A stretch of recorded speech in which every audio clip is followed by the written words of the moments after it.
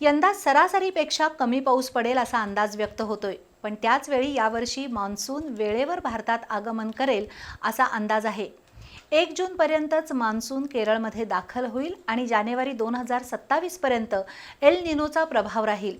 परिणामी येत्या वर्षात खरीप आणि रब्बी पिकांची पेरणी करताना शेतकऱ्यांनी पावसाचा अंदाज घ्यावा असं आवाहन केलं जातंय। यंदा कमी पाणी लागणारी पिकं घ्यावीत असा सल्ला हवामान तज्ज्ञांनी दिलाय।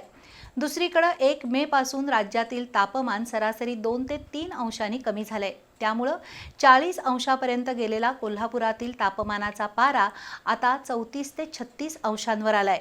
दुपारच्या वेळेत उन्हाचा कडाका असला तरी संध्याकाळनंतर वाऱ्याची तीव्रता वाढली आहे। परिणामी उन्हाळा काहीसा निवळलाय। यावर्षी एल निनोचा प्रभाव असल्यानं सरासरी इतका पाऊस पडणार नाही असा भारतीय हवामान खात्याचा अंदाज आहे। यंदा 94% पावसाची सरासरी असेल तर जानेवारी 2027 पर्यंत एल निनोचा प्रभाव दिसून येईल।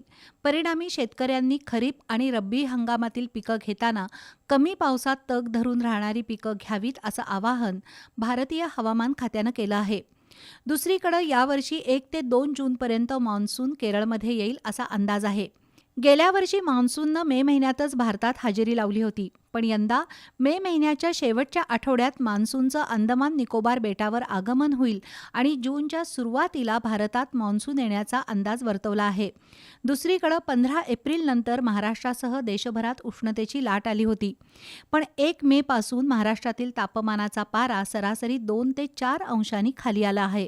परिणामी नागरिकांना काहीसा दिलासा मिळालाय। गेले 2 दिवस कोल्हापूरमध्ये कमाल तापमान 34 ते 36 अंशांच्या वर गेलेलं नाही, तर विदर्भ आणि मराठवाड्यातही तापमानाचा पारा 45 अंशाच्या खाली आलाय। दुपारच्या वेळी चटके बसणारं ऊन असलं तरी संध्याकाळनंतर सुखद वाऱ्याची झुळूक येत असल्यानं रात्रीच्या तापमानात घट झाली आहे।